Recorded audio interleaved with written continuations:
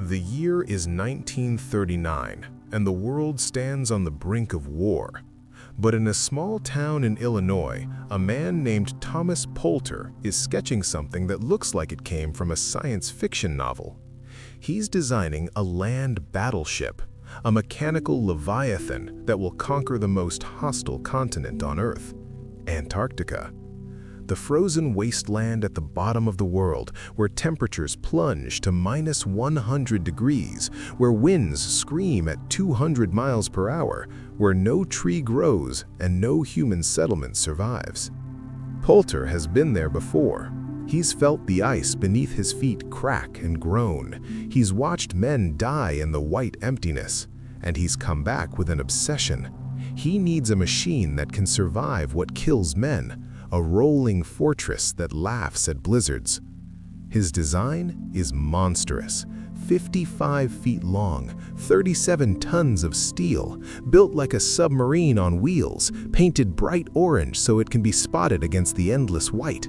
It will have living quarters for 5 men, a machine shop, a dark room for developing photographs, even a small aircraft stored on its roof. The tires alone are 10 feet tall, inflated with just enough air pressure that they can flatten out and grip the ice like enormous rubber hands. They call it the Antarctic Snow Cruiser. The Research Foundation at Armour Institute of Technology gives Poulter his budget, $150,000. That's nearly $3 million in today's money. The clock is ticking. They have 11 weeks to build this mechanical giant before the Antarctic summer window closes, 11 weeks to construct something that has never existed before. The factory floor becomes a war zone of sparks and grinding metal, 4 diesel engines installed, a steering mechanism so complex it requires its own engineer. The fuel tanks can hold 2,500 gallons, enough to travel 5,000 miles without refueling. The interior is fitted with bunks, a galley, scientific equipment, radio gear. This isn't just a vehicle, it's a mobile research station designed to survive where nothing else can. October 1939, the snow cruiser rolls out of the factory.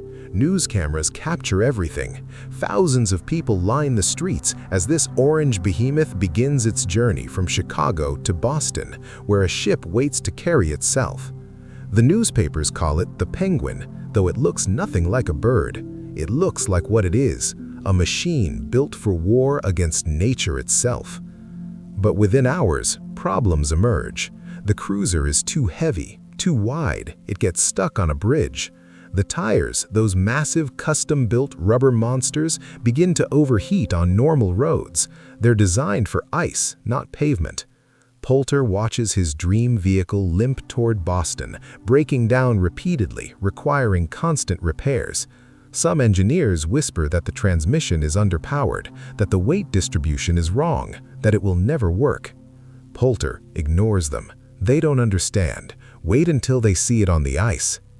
The ship USS North Star carries the snow cruiser to Antarctica, arriving at the Bay of Whales in January 1940. The crew unloads this mechanical mammoth onto the ice shelf. The moment has arrived. Years of planning, months of construction, thousands of miles traveled. Now the Antarctic snow cruiser will prove itself.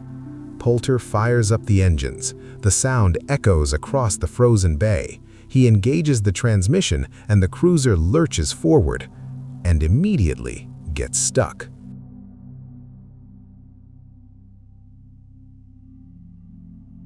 The massive tires, smooth and designed to float across snow, have no traction whatsoever on the ice. The wheels spin uselessly. The 37-ton vehicle sits there, engines roaring, going nowhere. The men try everything. They let air out of the tires to create more surface area. They install chains. They lay down canvas and wood planks. Nothing works. The snow cruiser can barely move 100 yards before it buries itself in snow or slides helplessly on ice. In desperation, they try driving it in reverse. Somehow, inexplicably, it gets slightly better traction going backward. So here it is. This engineering marvel designed to traverse an entire continent, forced to drive in reverse like a broken toy. The crew manages to move it a few more miles, backing it up to the Little America 3 base camp. And there it sits, useless. The small airplane on its roof, a Beechcraft meant to scout ahead for the cruiser, is actually useful. They fly it on several missions. But the vehicle beneath it, the million-dollar mechanical wonder, becomes nothing more than an expensive building. The crew converts it into a makeshift shelter and storage facility.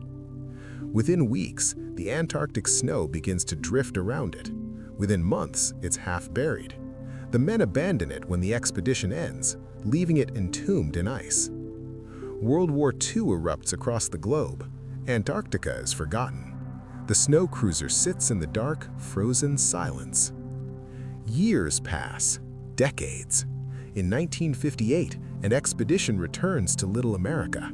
They find the snow cruiser again, now buried under several feet of compacted snow. They dig down to it, break inside. Everything is intact. The fuel is still in the tanks, the equipment still functional. Incredibly, impossibly, when they clear snow from the engine and turn the key, it starts. After 18 years in the Antarctic deep freeze, the engines roar to life. But they can't move it. It's too deeply buried, and they lack the equipment to excavate it. They take photographs, document everything, and leave it there. The ice shelf is moving, constantly, imperceptibly, flowing toward the sea. Scientists calculate that the snow cruiser is drifting with it, buried in its frozen tomb, sliding slowly toward the ocean at the edge of the world. More expeditions come and go.